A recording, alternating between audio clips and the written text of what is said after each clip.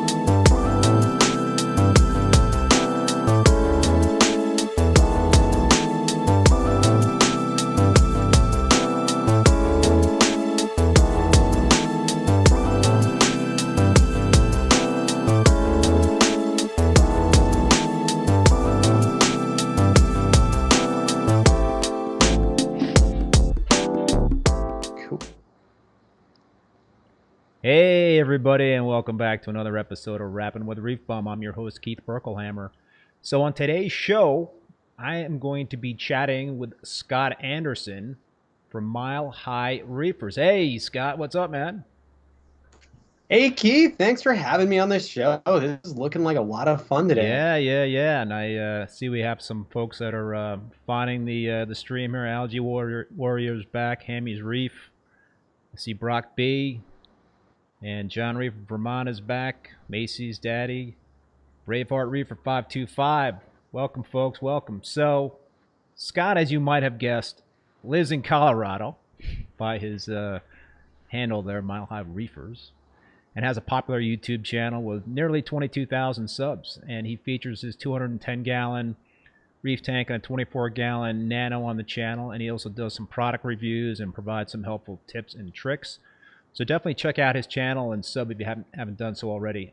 Before we do start chatting with Scott, I want to thank the show's sponsor, Marine Depot. I really appreciate Marine Depot being a supporter of the show, and I also appreciate all the folks out there, you folks watching and tuning in. So please spread the word about the show. And like I always say, we have almost 30 people watching right now. Hit that like button so more people can find us. Smash that like button if you don't mind doing so. And anyway, so now that we've taken care of that business, let's talk Reef with Scott. And I also encourage you folks that are watching to take advantage of the chat, put some questions in the chat or comments. However, we want to make this a very interactive live stream as always. So Scott, man, talk to us about your reef keeping journey. How did it all begin for you? All right, so reef keeping journey starts 2006 or so.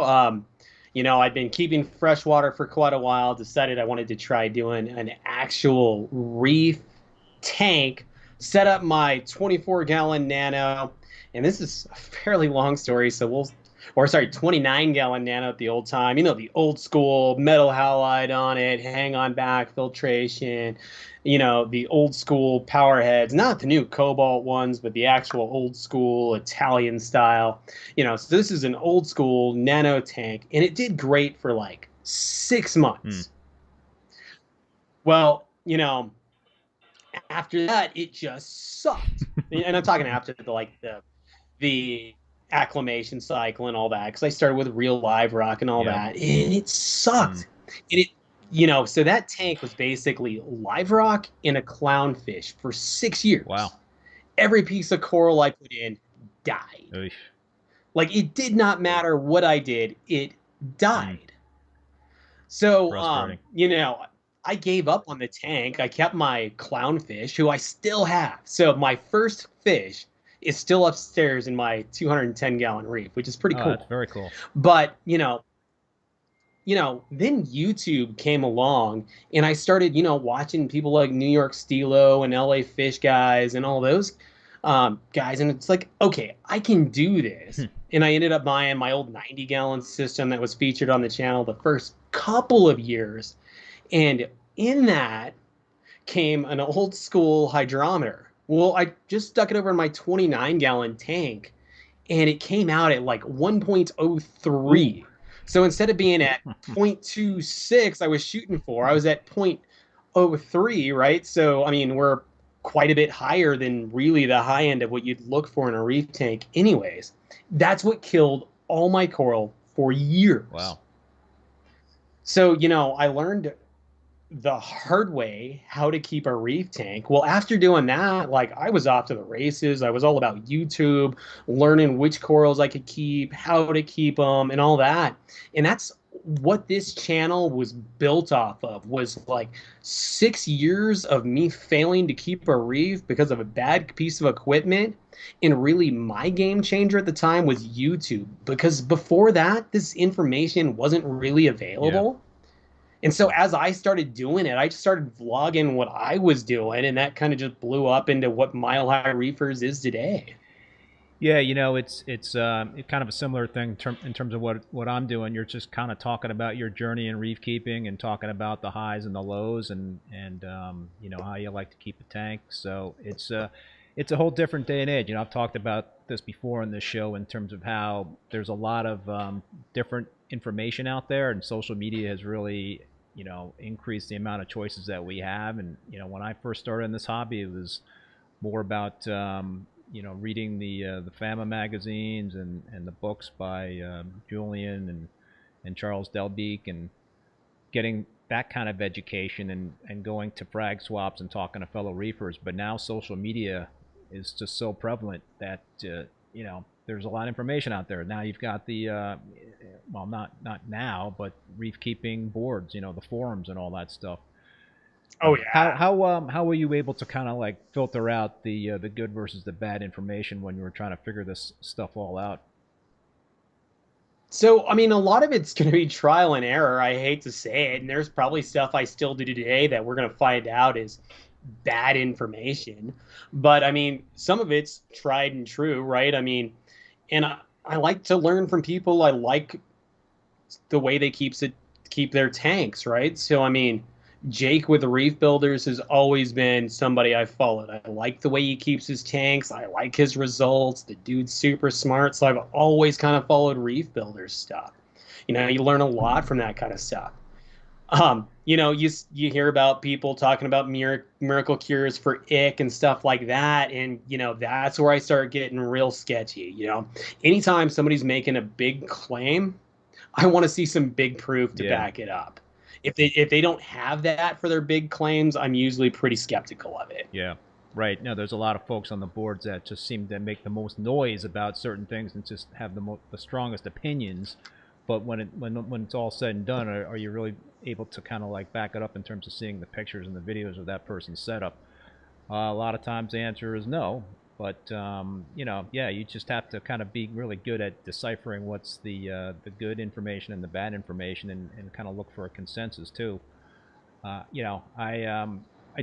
like yourself, I do try to follow people in terms of what they're doing that have had success. Like you mentioned, Jake at Reef Builders. So you've done some kind of cross pollination there in terms of you appearing on his channel and him appearing on your channel. How did you guys connect? I mean, you're obviously both in Colorado. Yeah, so Jake's up north, which is pretty cool. Honestly, I knew who Jake was. I mean, you can't live in this area and be in the reef hobby and not know him. So I was pretty stoked one day. I got a message just on Facebook from Jake saying, "Hey, I'm in Colorado. We should hang out sometime." So I mean, it was pretty cool for a guy like Jake to reach out. It's like, heck yeah. So I mean, Jake's a really cool guy. He's always been a fantastic influence on me. He's, one of the best. Yeah, yeah, yeah. No, for sure. He very knowledgeable guy, and we're actually gonna have. I had him on the show a few months ago, and we're gonna have him back on next week with Chris Meckley from ACI Aquaculture. That should be an epic show. Oh, that should be great. Yeah. So talk to us about the reef keeping scene in Colorado. How is it there? So reef keeping scene in Colorado is pretty awesome. So we are kind of in the middle of the state, right? So we're right in the middle of, or sorry, right in the middle of the country. A lot of the stuff around us is kind of farm area, but we have this nice little oasis on what they call the Front Range, which is basically Fort Collins down through Colorado Springs, where it's a pretty big population. We got a ton of reef keepers. We got fantastic stores. We got a fantastic community out here.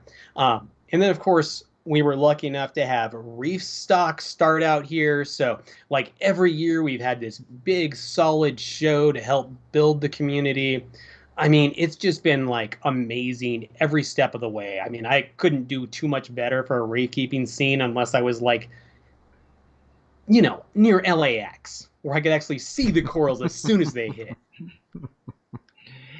Yeah, so how before COVID, how was was there a lot of do you guys have like a club nearby? Is there a lot of visiting other folks' tanks? Is it kind of like a well close knit group that you're a part of there in terms of face to face stuff?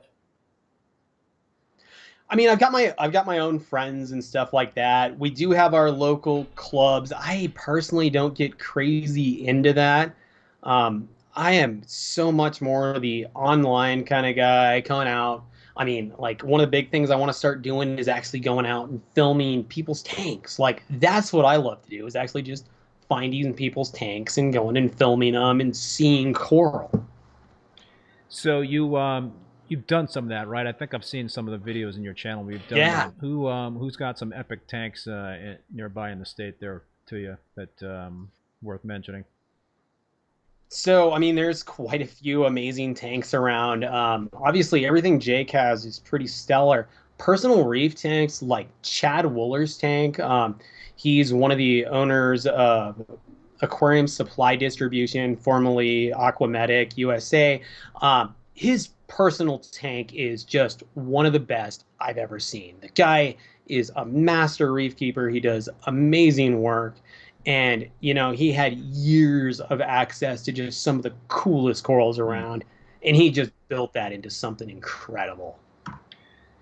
Yeah, we were talking before the show in Vermont here. There's not a tight reef keeping community. I know John Reef from Vermont is north of me, and I think he's watching. I saw him earlier in the chat. But I used to be in the New York area, New York City area, and so that was a pretty good community in terms of there's always like I was part of the Manhattan Reefs scene there, so they had a couple of frag swaps every year, but obviously there haven't been any frag swaps in the past year or so because of the COVID thing. But I'm closer to Boston, and there's some great reef keepers in Boston, and even some folks in New Hampshire. So for me, yeah, I have to really lean heavily on the online stuff, and I enjoy it. I mean, I connect with folks, like you and others that are tuning in here through this show and my channel. So I have a lot of fun doing that. I'm going to be out at the Reefapalooza in New York coming up in a couple of weeks. So hopefully I can. Oh, that'll be great. Yeah. So have you been going to the reef stocks before the COVID? I guess after soon they'll hopefully be having them in person again, right? Yeah, absolutely. I pretty much try to hit reef stock every year. I've gone to MACNA before and a few other shows. It's one of the big things I want to be able to do is get to the point in my life where I can travel and hit a lot more of that. Yeah, for sure. So how long have you been in Colorado? Has it been close to 10 years? Born and raised. Oh, really? So, yeah, I'm 39, so 39 years here. Now, I thought I saw something, one of your videos, where you actually had to maybe you moved out of Colorado and you moved back and you had to move a 180-gallon reef tank to Colorado, or am I completely spacing out here and confusing you with somebody else? I think maybe you're spacing. I don't know. I've never been out of Colorado, So hold on. Have you ever moved a reef tank? I'm not sure. I have moved quite a few reef tanks. All right, so let's talk about that. Let's talk about your experience moving large reef tanks, and have you had any success doing that with the critters in the tank?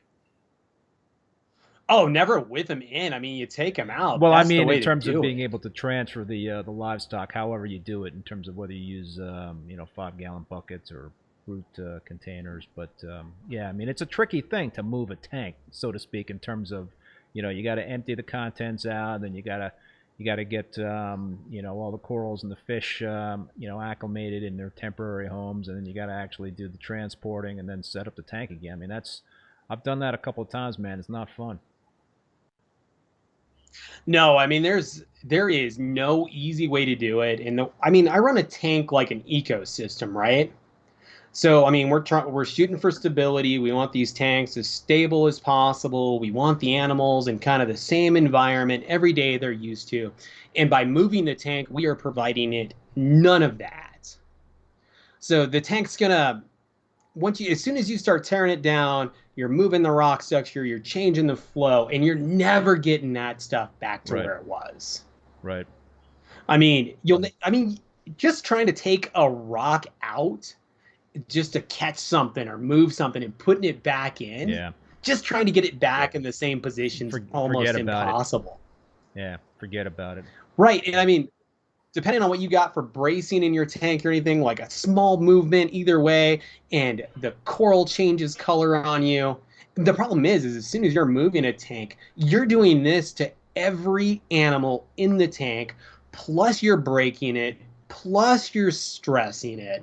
I mean, the reality is after a tank move, you're looking at some stress. You're probably looking at some algae outbreaks. You're looking at big water changes.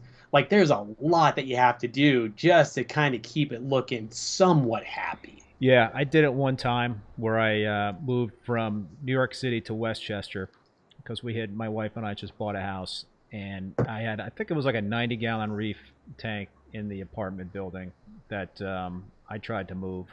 I moved it, but I don't recall in terms of how much actually made it in terms of the organisms that lived. But from that point on, I was like, you know what? I'm never going to try that again. I'm just going to break down the tank, that whenever I need to do that kind of move, just break it down, sell off the livestock and the equipment, and just not deal with that. It's a big hassle. But obviously, if you have some cherished livestock and some critters in that tank and that are hard to come by, like even like live rock. I would have to kind of think seriously today. If I moved, I want to hold on to my live rock because I don't like the dry rock thing. I know there's folks out there, and I see Greg Carroll's on the live stream. We always have this back and forth about live rock versus dry rock. I just it's tough for me. I know it can be done, but I would just want to kind of probably hold on to the live rock. I actually have some rock that's sitting in a Rubbermaid for the last, 10, 12 months in my basement here. And I just have it in a Rubbermaid. I have there's not even a heater in there. I've just got a recirculating pump. And every once in a while I put some, ROD eye water in there to top it off. But I don't really do any water changes. And there's still Aptasia that's living on that rock. I don't know how it does it. Yeah. So. No, it's crazy how long Aptasia will live without light. It's insane. Yeah. All right, man. So let's talk about your 210-gallon tank. And so I'm going to start playing some video of your tank, and there's going to be a lag in terms of when we get it coming through the feed onto YouTube. But yeah, when you see it, Scott, why don't you just kind of talk to us? Just maybe start off in general about the tank and what's in there, and talk about livestock, and then we'll talk about equipment after the video. Sure. So Tank is 210 gallons. It's got a old school wall look to it, and I did that 100% on purpose because that's how I can pack as many coral in as possible. This is a pretty updated video you had on of it, and I've got big leathers, which I personally love. Big, beautiful coral that move in the current. They're dynamic. Like every day, they look different. They're really cool. And then this tank, as we're looking at it, it's dealing with some algae and stuff in here. One thing I try to pride myself on my channel is I keep it real. I crashed this tank for stupid reasons. I just left a water valve on when I was topping off. And that's what you see the algae for. But, I'm in this weird position now where I have 0 nitrates, 0 phosphates shown on my test kit, but I still have tons of algae in the tank. Yeah. So, I mean, we're in this weird position where I'm dealing with all of that. But the coral is looking really great. The coral's healthy. Yeah. The coral's happy, but I have all of this just terrible algae on the tank. And that kind of ruins it. But at the same time, like, this tank is like 9 years worth of work for me. Like, my 90 gallons sat there originally, and then my 210's there now, and I treat this tank like an ecosystem. So I've got my nitrates under control, I got my phosphates under control. It's just a matter of time before that algae goes away. But there's nothing I can really do other than water changes and suck algae out right now to speed this process up. Yeah, what do you got going on there? I thought I saw some cyano in there. Is that one of the things you're dealing with? There might be a tiny bit. I've been doing more of the hydrospaces, non-purple sulfur bacteria, and that has made a huge difference on cyano in this tank. Oh. So, this tank, it's weird for me to say. It's like my dream tank, even though there's like some major problems with it, like algae. Yeah. But I mean, the coral are healthy. The algae is going to go away. I've fixed the root cause with the top-up issue, so it's not going to happen again. So we're not going to put 6 gallons or whatever it was of fresh water to this tank again. So, I mean, those kind of problems are fixed, and now it's just letting it grow. Yeah. And then when I had those problems, I ended up gutting the center top SPS section because it was just a really good time to do it. I had a huge Monty colony that mainly died off. Bummer. So I figured, well, it's time to do it. Well, it's a bummer from the fact that I lost some coral and stuff. But, I hate looking at loss as just straight loss. First, I mean, I lost a lot of Montipora, but I didn't lose all of it. So I still have that strain. I still have pieces from it. I can grow it back. No big deal. And then also now I have all this room for new coral, and I love buying corals. So that works out pretty good too. I like how you think the bright side of things and not the glass half empty, that half full, right? Well, it is so easy to look at this tank and just get fixated on the algae. But the algae is a temporary thing right now. It will go away. Like I said, nitrates, undetectable. Phosphates, undetectable. Not necessarily what I'm shooting for. Yeah. I mean, I'd like to see a little bit of those in there. But, I mean, it's in there. I've got growing algae. I'm feeding the coral heavily to kind of help make up for some of that. It's in there. Why do you think you're the coral are Why do you think you're getting the 0 reading? Do you think the algae is just sucking up the nitrates and the phosphates? Oh yeah, it's getting sucked up as fast as I'm adding it. Plus, I mean, those huge leathers are sucking it up. But I mean, but what happened is I had a nitrate spike because of all the die off from when the coral started to recede and all that, and we're seeing the feedback loop in that system. So it takes months for something like this to work through your tank. Like, short of magic pills, something like this just takes months to go through a system. So do you and that's why I was going to say, do you at all try the quick fixes? Like if you had the cyano, would you use ChemiClean? Or if you had, would you try like fluconazole or something like that for bryopsis? I have. So fluconazole for bryopsis, I think, is great. ChemiClean I use it sparingly. I mean, it's an antibacterial. I feel like bacteria is one of those things, if anything, we should be farming in our Yeah, tanks these it days, scares me. not trying to kill. But ever when I carbon dose this tank, I use bio pellets and stuff like that. And ever since I've done that, I get more outbreaks of cyano than I would like to see. And it's just this tank. Every other tank I've run doesn't have this problem, and this is the only one I carbon dose. So, I'm putting those two together. But since I've started using that non-purple sulfur bacteria, I've been seeing a lot less of it.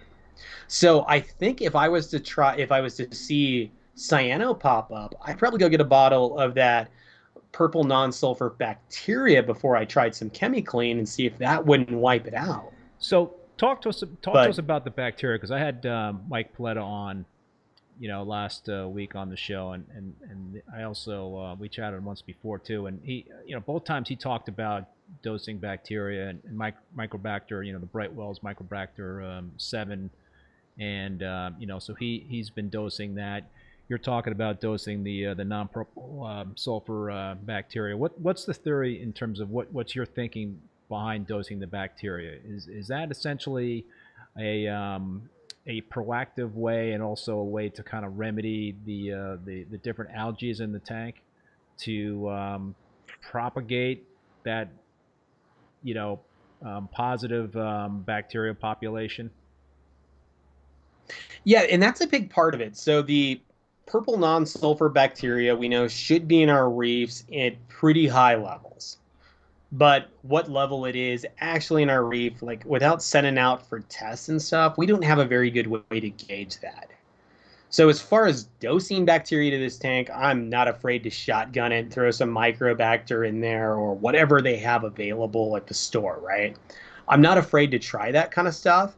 But Hydrospace's stuff is a little bit different than what I have anything else, in that, it supposedly it's going to denitrify, it'll live in the sand bed, but can somehow swim around and handle the oxygenated areas too. But the coral absolutely love to eat it. So I almost I see all of the benefits from the bacteria side of it, and I think the purple non-sulfur bacteria does really well with that. But then when I put that on top of it, that I can feed it to my tank, now we're really into something. So I dosed this tank with a full bottle of it as soon as I got it, and that's I got that bottle just about the same time I crashed this tank. And my crash was so minor, other than this algae you see. Yep. I was blown away compared to how bad things looked, how bad things were, how much things stripped. Like the coral rebounded so well that I thought, well, maybe this purple non-sulfur bacteria has something to it. I also put it in my 24-gallon nano, and in that one I was struggling with Dino. Well, Yeah. and of course I crashed it because it's been that kind of year for me. I had a heater fail on there, right? Nice. So heater failed on in there, but I had been battling that Dino for like 2 years, and it's not the good stuff that I can get rid of with UV sterilizer. Yeah, It's the stuff that colonizes the bottom. Yeah. Yeah, it's the stuff that colonizes the bottom, and it's a pain to get rid of, and it's ridiculous. And I've been battling it for 2 years, mainly through water changes and stuff like that. As soon as I start dosing the purple non-sulfur bacteria, it's gone away. Wow. It's taken months. I'm not going to lie that this has been a slow process. I think I started dosing it in like March, and here we are mid-June. So it's taken 3 months, but now I have very little of it. So my understanding is, So when you're dosing... I can just... Go ahead, I'm sorry. Yeah, so I'm just feeding it right now with my food. I'm putting the benefits pets in there, which got its probiotics. They put their own bacteria in the food anyways. And then I'm just mixing that in with my frozen to melt, to just mix it all together when I melt my frozen for my fish food. Doesn't seem to hurt the fish. So it's getting a small dose of that every day. And the corals seem to love it. They really open up and get big and fat and happy. I can't say anything definitively about like this product will do this for you, but considering all the stupid stuff I've done to my tank and how good it's actually made it through, I'm pretty impressed. Just thanks to John Reef from Vermont for the super chat. He says, oh, absolutely. Yeah, he says he's at UVM having my 3rd surgery this month. This stream is therapeutic for me. I'm going to be fine, but just a difficult month. Hey, John, you know, positive thoughts on this end. Hopefully everything will be fine, and good luck. But thanks for tuning in, man, and thanks for that super chat. So, Scott, a couple of comments here in the chat about the bacteria. One comment was from Algae Warrior. Does he use it in conjunction with the yellow snow? I don't know what yellow snow is, but perhaps you do. So yellow snow is a pretty cool product. Basically, it's the purple non-sulfur bacteria mixed with, and I don't know exactly what it's mixed with, but it's some sort of hard material that's like mimicking marine snow. And then it's pasteurized. But basically what he's trying to do is mimic that marine snow to provide a packet to feed the food to. And absolutely, I'll dump some of that yellow snow in there. I'm really feeding more different types of food to my tank these days. Like I'm mixing everything together and just letting them filter through whatever they want. Does that include, Blue Reef is asking, does Scott, you know, use the amino acids? Is that part of the equation there for you in terms of the feeding the corals?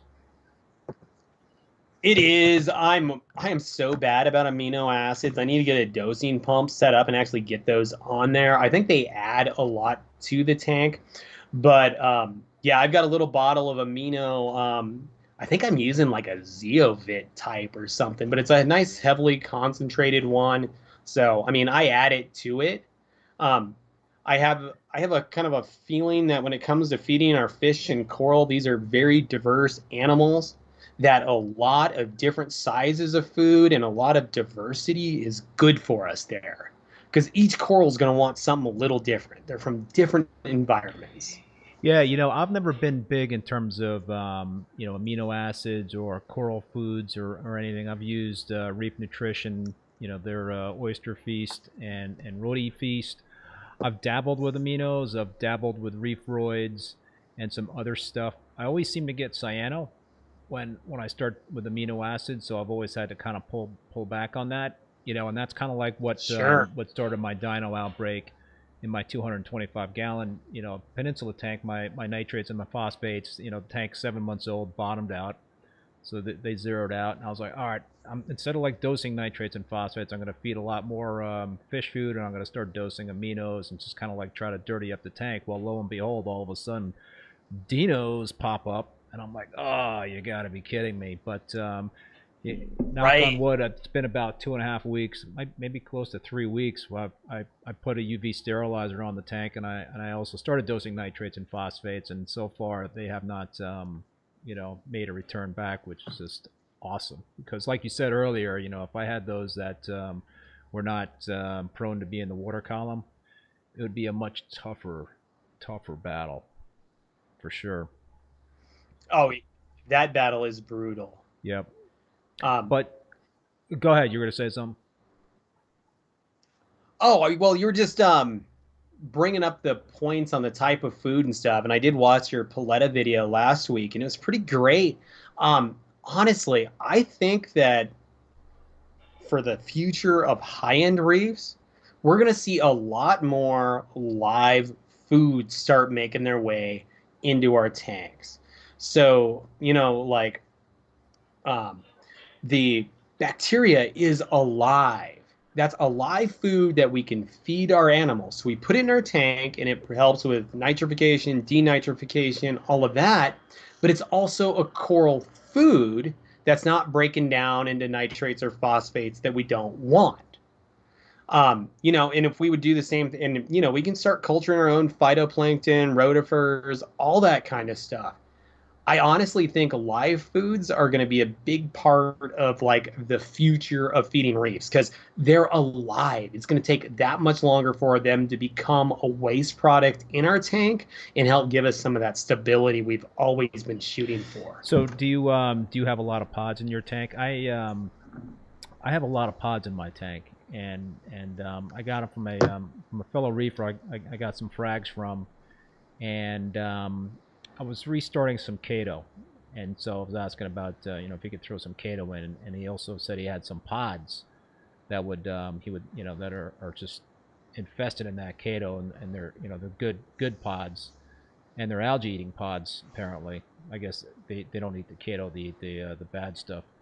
So yeah, I've got like a ton of pods in my system, my established system. Do you have a good pod population, and if so, do you think that's also a key ingredient to the success of the tank? Yeah, I think pods are a pretty big deal. I've got quite a few of them in the sump section of my tank. Frag section right now doesn't have any fish in it, so it gets a lot of pods. Upstairs, I've got more wrasses and stuff, so we end up with less pods. 24-gallon nano piled full of pods. It loves it. Um, I always kind of beat on this ecosystem part of things, and I feel like our pods are kind of the bottom of our Yeah. ecosystem. I honestly feel like the more the better there. Like if you have a lot of pods, you have a healthy system, and those pods are only going to help your tank be healthier. I see no downside to pods. Yeah, and the bacteria dosing is intriguing to me too, because I got a lot of advice when I had the dino outbreak on my tank that I should be dosing Microbacter 7 to help up the competition, I guess, in terms of having more bacteria like that in the tank. But a reef keeping buddy actually talked me into dosing the Brightwell's Clean Microbacter Clean. I don't know if you're familiar with that product. Sure. So that's something I just started. I got a big You jug of got a that. big jug of Clean. Have you had good positive experience with it, or have you not tried it yet? I haven't You actually haven't used used it. it yet. I was going to ask you how your success Well, I was. just started it last week. This is a product, and maybe the same thing as with the bacteria that you're dosing right now, but it's probably going to take 2 or 3 months before you actually see results with the Microbacter Clean product. And so it's essentially something that can be dosed once a week, like a maintenance dose. I think if you have some real nasty stuff in your tank, then you probably want to go with a more aggressive dosage for that stuff. Yeah, if anybody out there has used the Microbacter Clean, I would love to hear about your experience. But I'm kind of I'm keeping my fingers crossed because I've had some persistent cyano in my established tank, and some other algae that have popped up here and there in the the frag tank every now and then, one of the frag tanks. So yeah, it's interesting because I know when you're dosing bacteria that they're gonna consume some nitrates and some phosphates. I guess it depends on how much, depending on the bacteria that you're dosing. So I'm actually taking my Chaeto offline to for the dosing to see how that goes, and it's interesting. I mean, I would love to not have to rely on Chaeto and just dose the bacteria, but I've never been down that road, so it's going to be an interesting journey. I, you know, I don't think I mean this bacteria stuff is so new. I don't know if anybody's really been down that road. I'm I'm kind of seeing that as potentially the future of feeding and managing our reefs, but maybe I'm wrong. Yeah, It does look like the I direction mean, we're years going. and years ago, man, I had no frickin' that wasn't even nearly on anybody's radar in terms of bacteria dosing and also all this other stuff, the Right. supplements and the coral foods and dosing the out of the manganese. I mean, there's just so many things. There's so many different ways. You've got the when I was talking with Mike, he was talking about the moonshiners method in terms of Yeah. Triton like in terms of essentially I think having a calculator and putting in some data and then it spitting out and telling you what you need to be dosing. I don't know, blows my mind. Back in the day, 20 years ago, I was keeping pretty healthy reef tanks. I wasn't doing that stuff, but I think, yeah, Well, our expectations have changed. yeah, and I think the equipment has gotten a lot better I mean, too. what we think of as a good reef today is, I mean, the reality is once you've grown your tank to a certain point, you just want it better. Like at one point in time, success for me was keeping a coral Yeah, alive. Like that was my definition of a success when I set that 90 gallon up. Yes, I have a coral and it's alive and I love it. yeah, Now I have a big, beautiful, amazing reef, and it almost feels like a failure because I've got some algae from some stupid stuff that I fixed. It's just amazing how far we come in our journeys in life.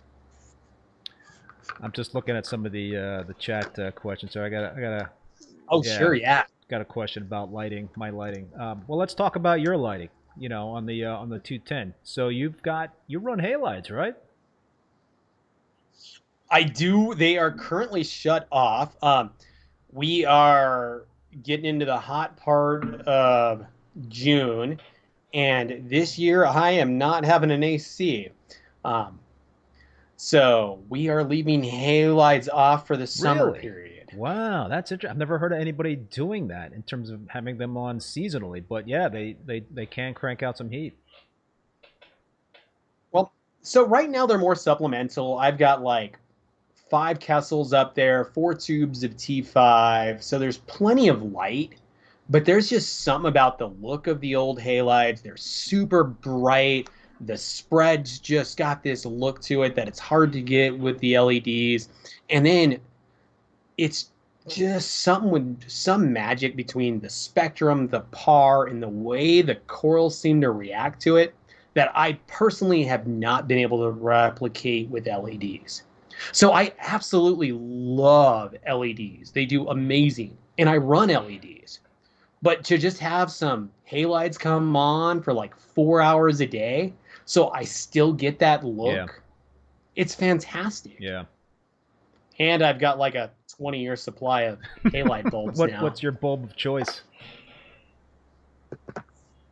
I've got old school aquametic Oh wow, bulbs. okay. I'm a fan of the They are unobtainable. I'm not even sure they're the best bulbs out there, but I've probably got like 40 bulbs Oh, laying you're good for a around. long time. I'm set. I've got a lifetime supply. I love 400 watt 20K radiant bulbs. That's my metal halide bulb of choice. And Oh man, those are I got two rocking on my 187 gallon display, and I've got four rocking on my two frag tanks. And yeah, heat is an issue with me. With all those lights going on, even in Vermont, my tanks are in the basement.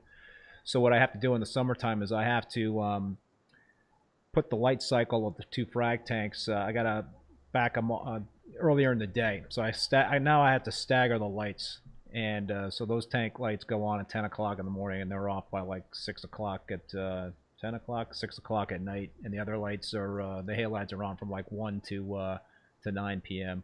So that kind of does a trick. I was talking about this last week, but I did a bad job in terms of setting up the chiller on that tank, and so the exhaust of that chiller goes right into the frag tank room, and it just makes it worse. Actually, it Oh freaking no. heats everything up. It's really bad. Oh So no. the sloth monster is was wondering me, asking me my opinion in terms of I've got so over my new 220 gallon peninsula, I've got the GHL Mitras, those LEDs, and that was Yeah. my first foray into LED lighting. I've just been totally devoted and loyal to the metal halide T5 combination. And it's only been like a couple of months since I've had corals in there, and I did have that dino outbreak, which well, I lost a couple of frags due to that. But I gotta say right now, I am digging those lights. I really I'm starting to kind of see some incrustation, some nice coloration. It's still very young reef tank, but yeah, in terms of my opinions on the GHL Mitras, I so far so good. I mean, I've got 6 of them over my my 225 gallon peninsula, which is 6 foot long by by 3 foot wide. So I've got 2 rows of 3 LEDs over the tank. But yeah, you know, it was kind of strange. And what I did was I replicated the spectrum for there's another fellow YouTuber out there, Jim Telegram. Do you know Telegram? I don't know if you know him on YouTube and Instagram. He's a Mitras user as well, and is into the GHL products. So he did me a big solid. He actually replicated a spectrum that mimics the 400 watt 20K iridium bulbs and the 250 and the 250 watt 20K Hamilton bulbs and radium bulbs. So I've got this spectrum that mimics the halide spectrum that I love to use. So in terms of the look, it's not too blue for me, which is nice. It's a little bluer than what I'm used to, but I'm kind of digging it. You know, it's nice. Well, it's funny now what we consider blue, because I'll put a 20K metal halide on, and you know, people who are used to LEDs think it's a white light. It's insane how much it's changed. Yeah. So Brock B, I don't know, man. I didn't really go off on terms of how much I love the halides. I mean, I do love the halides, but I'm starting to dig my my LEDs. So it's I guess you can teach an old dog new tricks. We'll see. It's still very young in the lifespan. So Scott, let's talk more in terms of the equipment. You talked about some of the other stuff that you're doing with your tank. What are you leaning on right now in terms of, so for biological and mechanical and chemical filtration, you're obviously you have the live rock in the tank. There's a sand bin in there too, right? Yep, we got old school sand bed. It's really just there for looks. I like the serpent stars and all the stuff that just lives in there, the Nasserus snails and all that. So the wrasses bury themselves in it. So sand is more aesthetic than anything for me. But yeah, it's giving us some bacterial stuff. You know, and then obviously mechanical, I got a huge protein skimmer. So I've got an old AquaSea EV1000 injection style, fed off my main return. You know, the old injection style skimmers are great, especially for bigger systems. I'm about 450 total once you figure in frag tanks and everything. And this thing just won't break. It'll last me forever. So, you know, it works good. It's off my main pump, and, you know, that's pretty much what I like there. It's about as old school as you get, but it works great. You're talking about the tall ones, right? They're like super tall. Yeah. It's pretty tall. I used to have one that was. They made a 2000 that was even taller. I had one that was 50 inches tall. My old tank. Oh wow! Of course. But I mean, as long as you can feed water to it, it'll work. Yeah, you know, it was in Connecticut. I used to live in Connecticut a number of years ago, and I had essentially had the display tank in the living room, and then I went through the floor down into the unfinished basement. So I had this giant unfinished basement that I just was able to like go crazy and have all my equipment. So it didn't matter. I had a 50-inch tall skimmer. I didn't care. Nobody saw it upstairs. Oh, that'd be great. Yeah. And yeah, so that's that. Do you have a remote sump as well, or something? Yeah, so remote sump, frag tanks, everything's in the basement. So basically, you can think of, I got 2 racks of frag tanks, and then basically a sump. The 2 bottom tanks are like a Rubbermaid sheep containers. I mean, seriously, like what you'd buy at a farm store to put water in for a sheep. Yeah. And then the top ones are actual glass frag tanks, and they're pretty cool. But you know, so everything stays down in the basement, and then the water's pumped upstairs for the main display. This is actually helping me out a lot right now, because in the basement it's nice and cool. So I'm not having as much heating issues as I could. I might even be able to get away with running my halides if I wanted to. But I don't think I mentioned it here. I just had surgery though, and the last thing I wanted to do was, after getting cut, was to climb up into my cabinet and try to turn some halides off and stuff. So you know, those are off for a little while, and I'm probably just gonna run them seasonally like we were talking about. But you know, I'm pretty old school in how I run things, with a few differences. Like for a big tank, I'm a big believer in a calcium reactor. It just seems like the easiest, most efficient way to get enough calcium alkalinity into the system. But they really are a pain to tune and get right and keep your levels where you want it. But they do really seem to be the best method. Yeah, I just So recently, I've done both. I've had great success doing both. And then so my 187-gallon tank, which is really, with the 2 frag tanks plumbed in, it's about 300 gallons overall in terms of corals that are packed in those tanks. I was using, I was doing ESV 2-part, and I was doing nearly 300 mLs per day of each 2-part, and I was like, man, I got to switch off of this. I got to get off of this. It's killing me. It's so expensive. And then finally, I did switch to the calcium reactor, and yeah, it definitely was difficult in terms of getting it tuned in. But once I got this thing, dialed in, it's been great.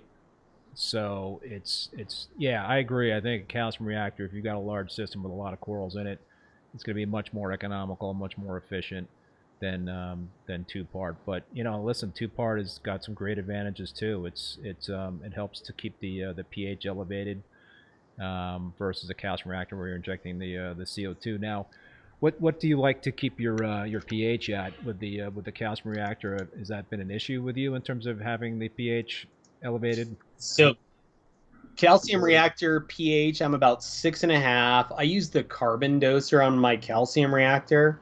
That thing is a lifesaver. It's like an electronic valve that'll dose the carbon dioxide directly, and you got a dial you can change. It is so much better than like the best of the old school pressure regulators. Having that electronic valve do it has just been a lifesaver for me. They're expensive. They're like 300 and some bucks, but it was money well spent. So you've got your set point at 6.5 in terms of the pH. What's your system pH running at with that calcium reactor? I almost never check it. It's right around 8. Yeah. Do you also dose Kalkwasser? No, I'm not dosing Kalkwasser. It's one of those things that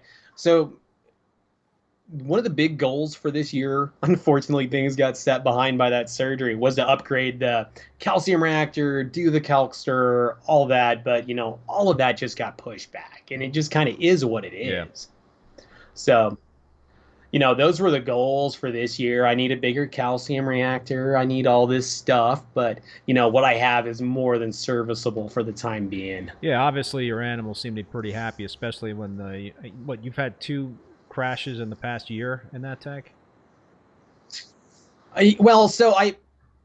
Because I was an idiot, I did pretty close together, right? I left a valve on, dumped a bunch of water to my tank, and then like a month later did the same thing.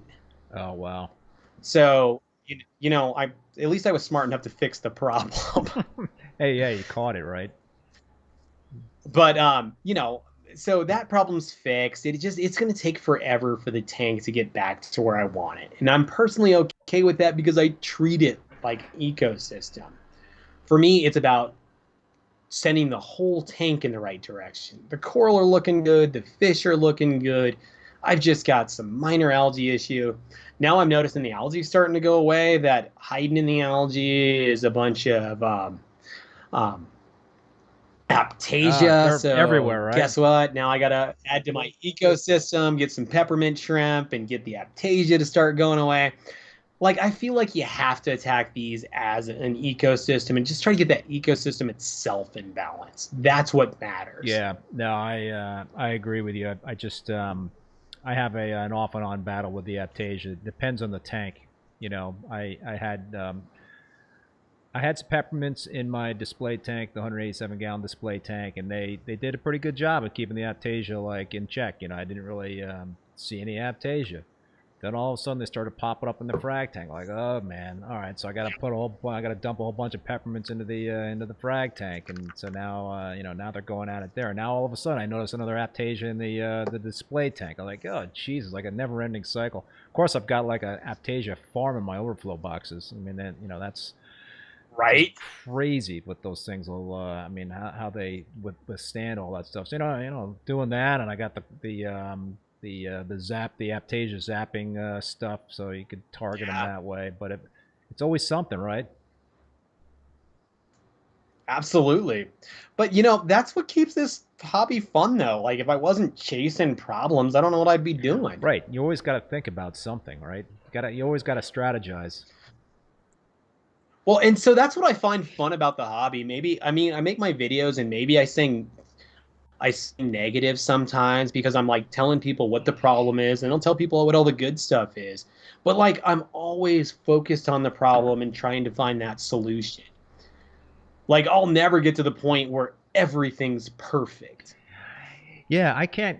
And if I do, I'll probably be like done with reefing. Well, I don't want to do this anymore. It's too easy. Yeah, so Algae Warrior mentions I don't know how to pronounce these, the Bergia uh, Nudibranchs, yeah. Yeah, and I think Than from Tidal Gardens just did a video about those to fight Aptasia. Have you ever tried those? I've never tried them. I mean, I'm almost kind of afraid since they look like the I haven't. moth-eating nudies. Right. I've never tried them. I've heard great success. I don't see a lot of downsides to them from what I'm hearing, other than the big thing is they tend to disappear in people's tanks. I've got two wrasses, a Christmas wrasse and a yellow chorus wrasse. I'd be real surprised if they'd last too long upstairs in there. Yeah. Yeah. Where peppermint shrimp, if I order like half a dozen or a dozen, it usually solves the problem. Now, apparently, if you order the wrong peppermint shrimp, then there's some types that might not be the actual Aptasia eating peppermint shrimp. I've heard that too, and maybe I've just been lucky. But I order bigger. I'll put more in at a time. I won't just put one in. I'll put like a dozen in, and then there's food competition, and I think that makes a difference, right? I mean, if you go to a buffet and you can have anything there, like you're just going to pick your favorite foods and eat that. Well, you put 12 people on the same buffet, like more food's going to get eaten. Yeah. They're going to have different tastes. Plus, I mean, you got more to feed. Yeah. For sure. So let's get back to some of the other key things with your tank. And thank you so much. I cannot pronounce this name for the super chat, but Navarharshal Shirky, maybe that's close. But thank you so much for the super chat.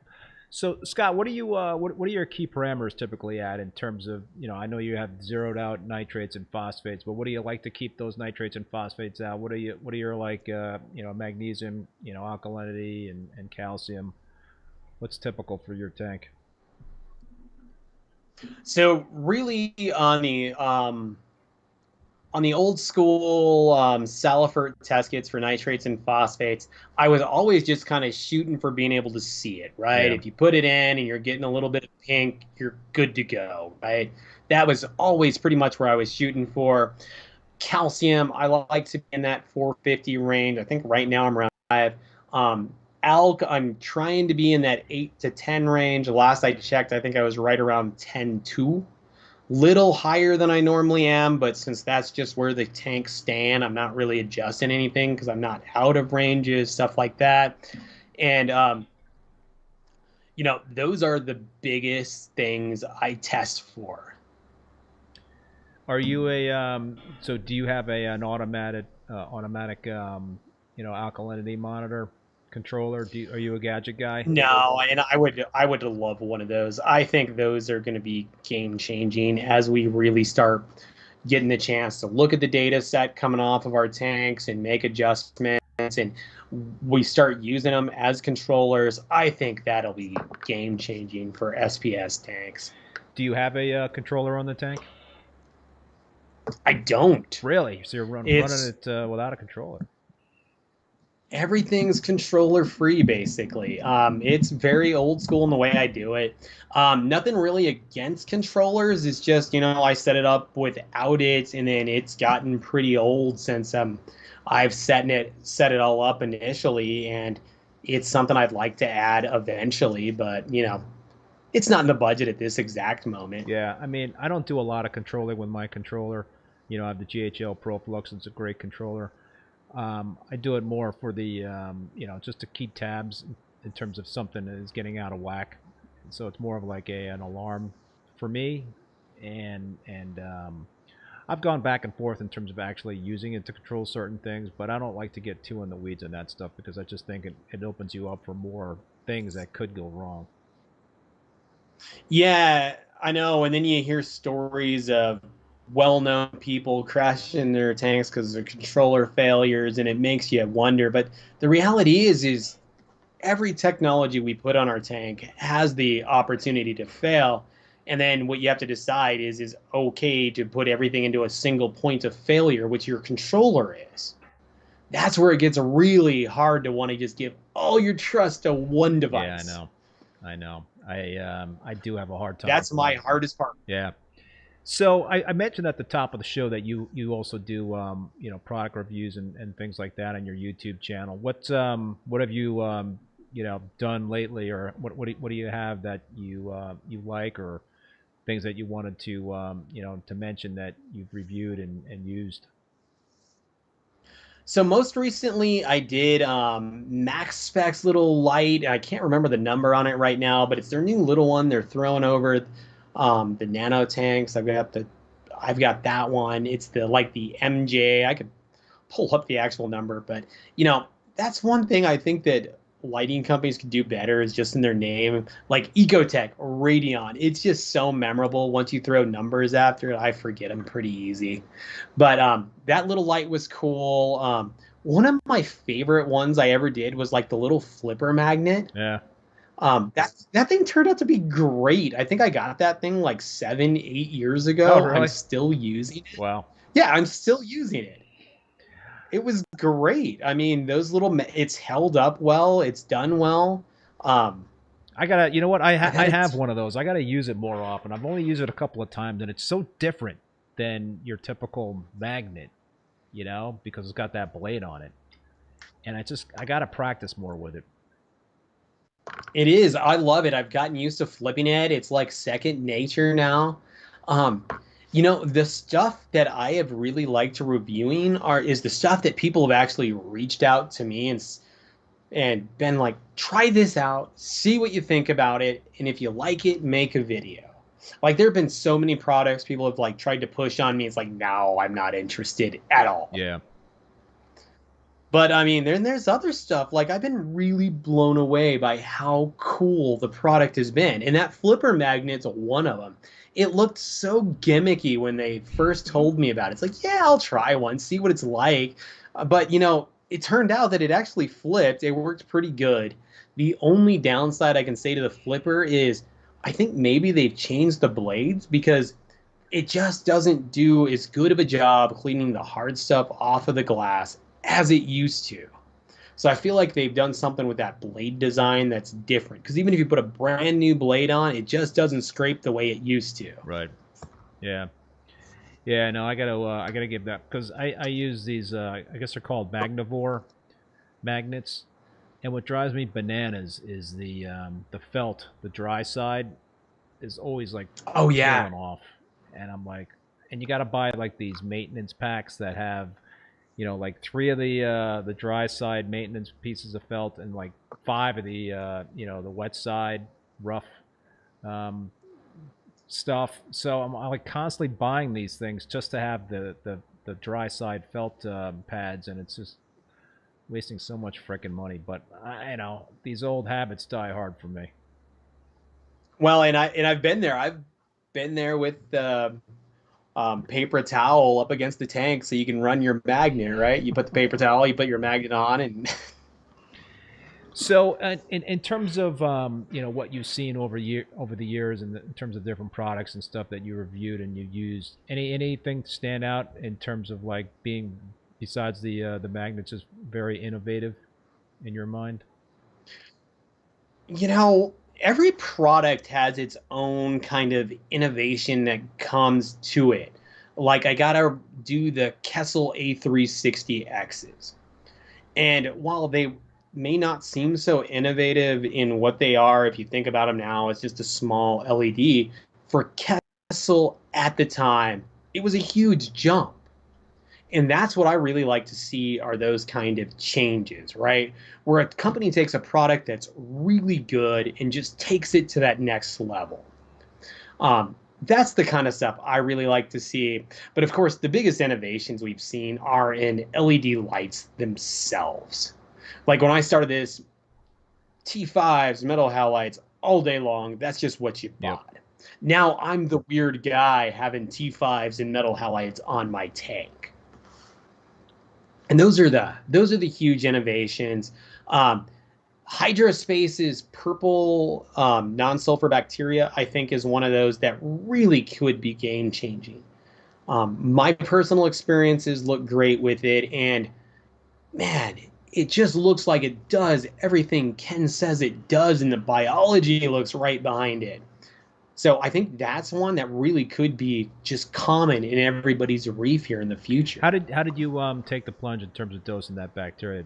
Did you just kind of see some success stories, or did you talk to Ken about it? Oh, I talked to Ken about it. It was interesting because I was looking for um, tanks to film. Biggs Lagoon, one of our local stores, mentioned to Ken that I was looking to film some stuff. Ken hit me up, and I go to Ken's house, and he tells me exactly how this bacteria works, what it does, and all of a sudden it's like, oh crap, this stuff's amazing, and it's like 45 minutes from my house. Well, there you go. I mean, so Ken doesn't pay me. He doesn't do any of that. I support this product because I've seen the So where results and I like what he's doing. so where can you pick this product up? Can you pick it up online? It's available online. I know Algae Barn sells it. It's available all over locally. Most of our local stores have picked it up. So it should be pretty available to most people in the US. I think outside the US might be a little harder, but US is pretty easy to get these days. Yeah, somebody in the chat earlier on the show was like saying that I should get Dr. Tim on at some point to talk about all this bacteria dosing and what have you, because it's just a topic that's really very interesting to me, but I have pretty much zero to little knowledge on using it. Well, and I think that's the fun part. I think most of us reefers are like that because it's microscopic. We can't see it. We can't directly test for it. So I think we've all been kind of blind as to what our bio load looks like. And let's not forget, we just figured out coral eat bacteria. It's a major food Yeah. source. And this is something we as reef keepers haven't really been target feeding our fish for years. They've been getting it, but not target fed. Yep. So Scott, and looking at your channel, I noticed there were some kind of videos that caught my attention, and one of those videos was entitled "Why I Don't Buy Acropora." Can you explain the Oh what's yeah. behind that one? So I did a live stream, and we all have our favorite coral that we like to keep, and I love Acropora, don't get me wrong, but Acropora is maybe the most infuriating coral to actually keep if you want it to look anything like the picture, or just stay alive. Challenging. It's a beautiful coral, and in many cases is easy. But I've kept it when I was working wholesale. I would order it in, and you get these big, beautiful, amazing colonies from the wild. You put them in a tank, and then they'll change colors on you. Well, that makes it hard to sell if it turns to an undesirable color. Usually it changes brown, which is a really hard color to Yeah. sell, and then it changes to another more desirable color, but that brownout's pretty common when you're importing acros. So that was always a strike against it when I was trying to sell it, because really you want to get it in and out the door as fast as possible so you get to that end customer's tank as fast as possible, which is hard to do from the wholesale side of things. So, that whole color change side is really cool, but it also makes it really hard for me to want to spend a ridiculous amount of money on a coral that changes color. And I mean, I don't want to spend ridiculous money for a coral based on its color when I think there's a high likelihood it's going to change. Right. I mean, my Walt Disney I got from Jake Adams. It was that nice bright yellow Walt Disney you want. Well, in my tank, it's green. Oh yeah. I don't focus on my acros like I should. I mean, I'm not worried about the micronutrients as much as some people are and stuff like that. But in my tank, it turns green. For me, really, there's two types of tanks, and it's Acropora tanks kind of fitting in with everything, any other coral you want to put in. And then there's like every other kind of coral with a few acro involved. And that's really where I'm at. I keep like everything and then just a few acros. They're fun, but I really have a hard time investing too much money in a coral that is what Acropora is. It changes colors, it dies easy. If it wasn't just this just amazing coral that grew into these amazing shapes and had these colors, I'd probably hate it. But it is just so amazing that I want some of it, but I never actually buy it. It's always a trade or something like that. Now, do you have the same experience when you're bringing in like aquaculture pieces that are supposed to be a lot hardier and less prone to color changes?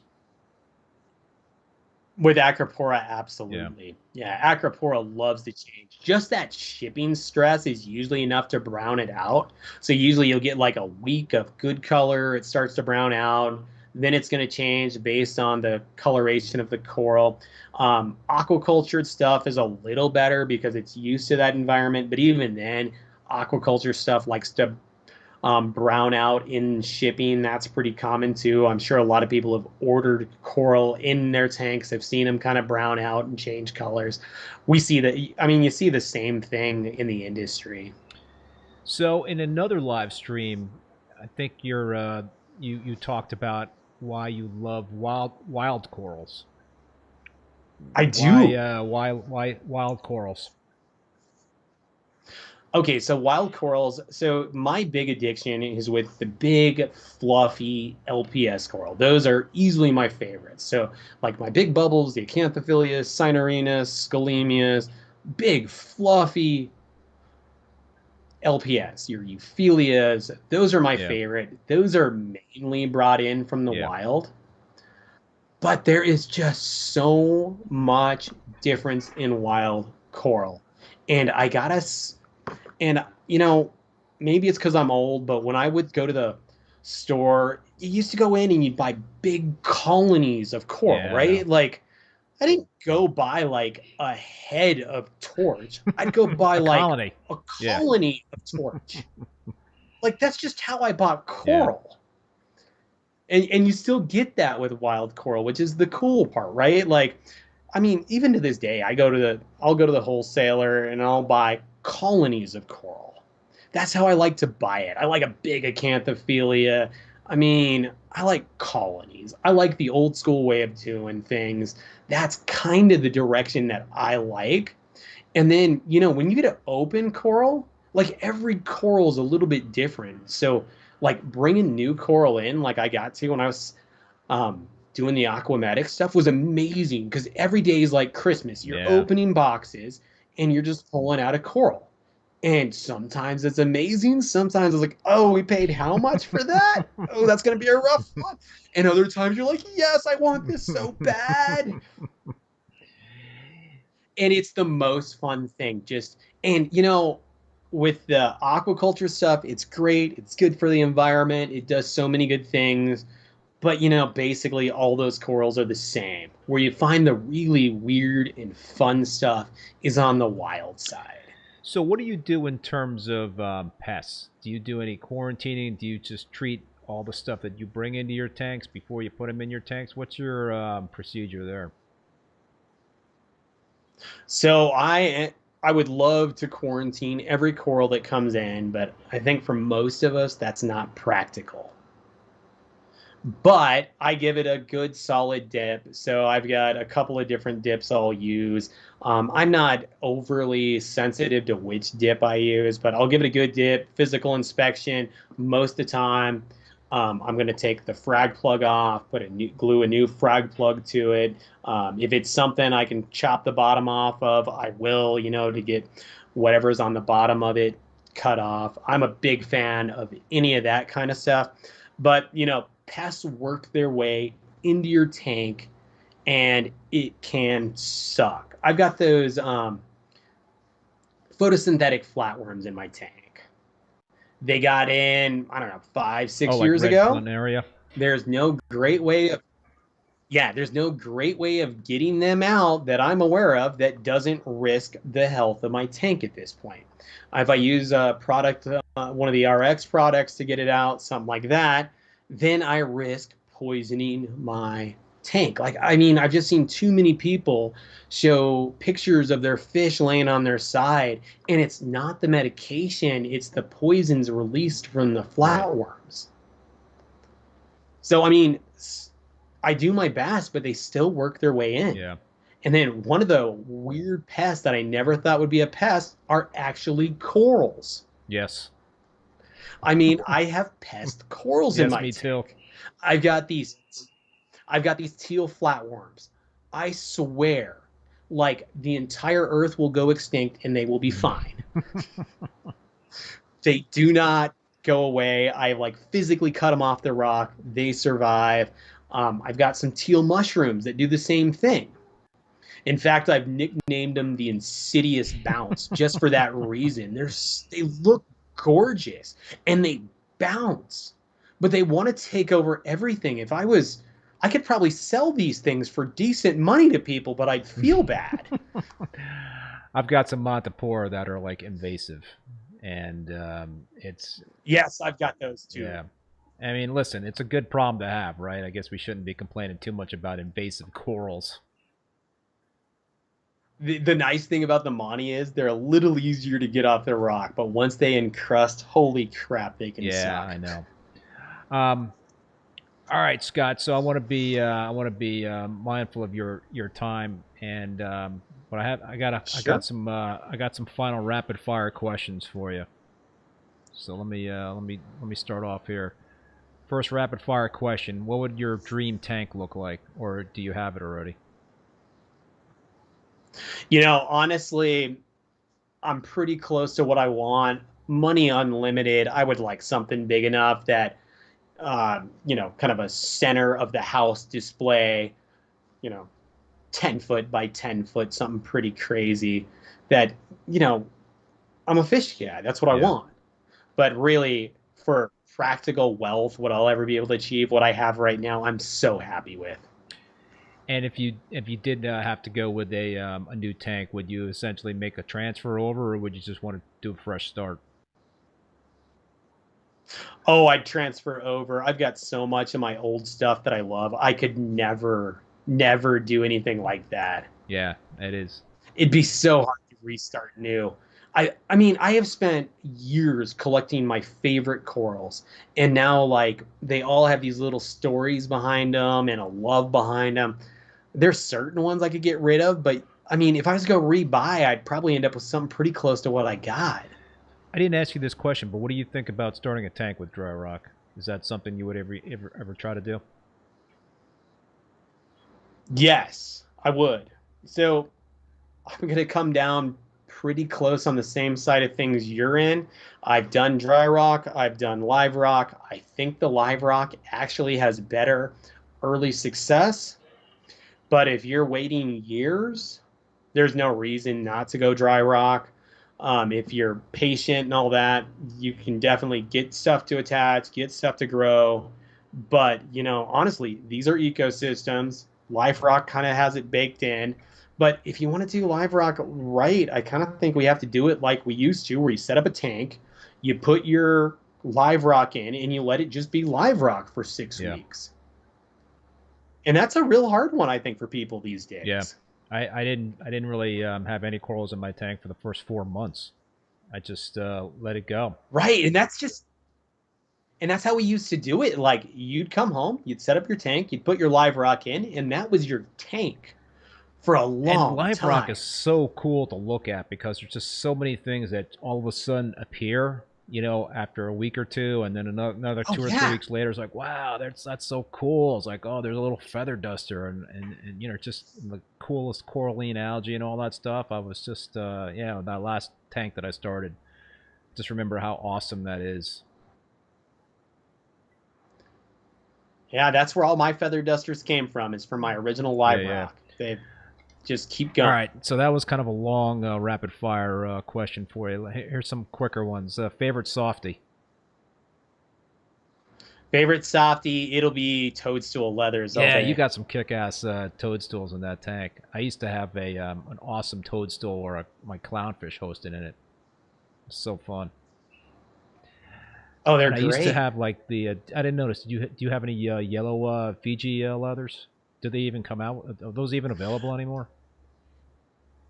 So they are available to everybody but the United States, and but you can get some pretty close Aussie Indo varieties. But I don't have them. They are really tough to keep. Oh, are they? Yeah, I used to have like the. Yeah, they are notoriously tough. Yeah, they were so beautiful. Favorite LPS?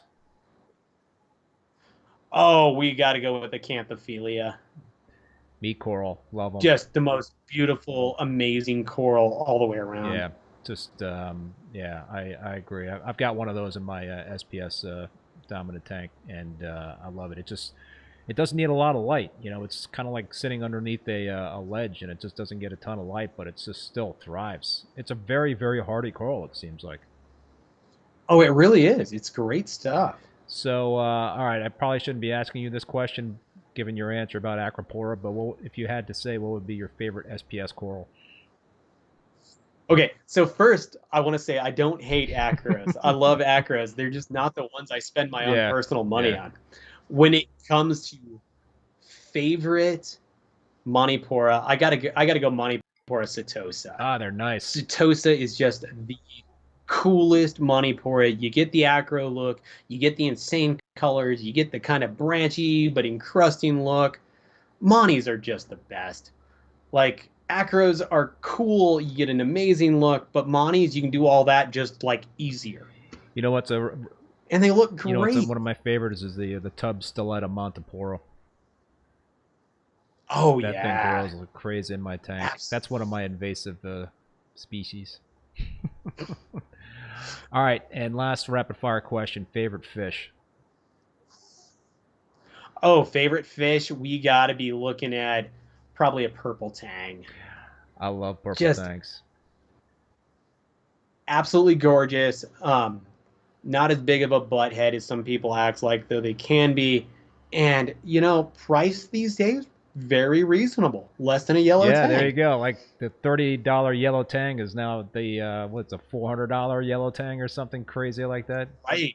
Yeah. Nuts. I'm so glad I bought my two yellow tangs before the Y thing got shut down. Oh, yeah. Crazy.